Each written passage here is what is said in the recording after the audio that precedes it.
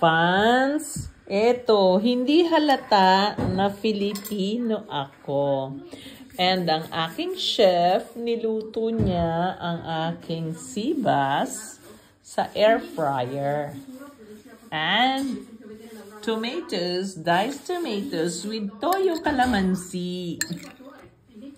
May only rice.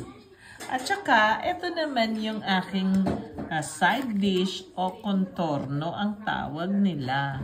Makikita nyo, para siyang spaghetti na gulay. Ang tawag naman nila dyan, agretti. So, ayan, kakain tayo ng healthy food. May carbohydrates, may protein, may vegetable, at meron pang isang vegetable with a glass of water, of course.